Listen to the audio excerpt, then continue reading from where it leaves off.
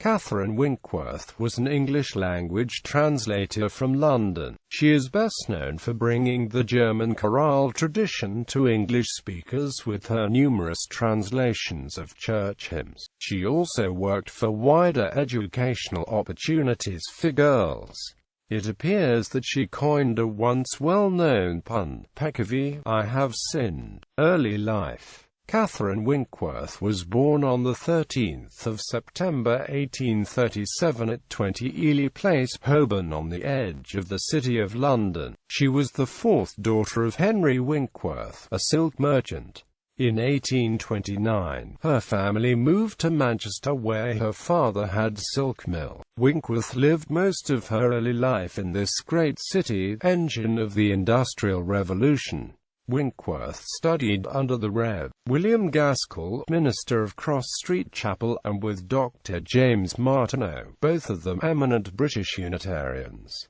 Urban historian Harold L. Platt notes that in the Victorian period, the importance of membership in this Unitarian congregation cannot be overstated. As the fountainhead of Manchester liberalism, it exerted tremendous influence on the city and the nation for a generation. She subsequently moved with the family to Clifton, near Bristol. Her sister Susanna Winkworth was also a translator, mainly of German devotional works. Chorale Tradition. Catherine Winkworth spent a year in Dresden, during which time she took an interest in German hymnody. Around 1854, she published her book Lyra Germanica, a collection of German hymns which she had chosen and translated into English. A further collection followed in 1858. During 1863, she published the Chorale Book for England, which was co-edited by the composers William Sterndale Bennett and Otto Goldschmidt.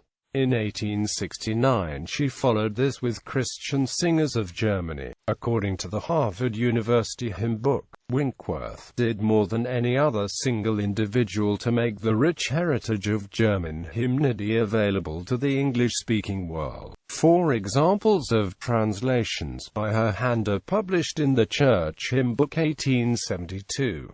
Women's education. Winkworth was also involved deeply in promoting women's rights as the secretary of the Clifton Association for Higher Education for Women, and a supporter of the Clifton High School for Girls, where a schoolhouse is named after her, and a member of the Cheltenham Ladies' College. She was likewise governor of the Red Maids School in Westbury-on-Trym in the city of Bristol. Winkworth translated biographies of 2 founders of sisterhoods for the poor and the sick, Life of Pastor Fleidner 1861, and Life of Amelia Sivking 1863. Peccavi. According to the Encyclopedia of Britain by Bamber Gascoigne, it was Catherine Winkworth who, learning of General Charles James Napier's ruthless, unauthorized and successful campaign to conquer the Indian province of Sindh, remarked to her teacher that Napier's dispatch to the Governor-General of India after capturing Sindh should have been peccavi. She sent her joke to the new humorous magazine Punch, which printed it on the 18th of May 1844. She was then 16 years old. The Oxford Dictionary of Quotations attributes this to Winkworth, noting that it was attributed to her in Notes and Queries in May 1954. The pun has usually been credited to Napier. The rumor's persistence over the decades led to investigations in Calcutta archives, as well as comments by William Lee Warner in 1917 and Lord Zetland, Secretary for India, in 1936.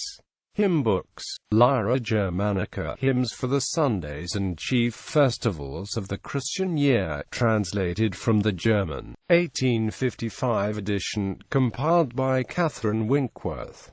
The Chorale Book for England, a complete hymn book for public and private worship. Catherine Winkworth, William Sterndale Bennett and Otto Goldschmidt. Lyra Germanica. The Christian Life. Catherine Winkworth. Christian Singers of Germany. Catherine Winkworth.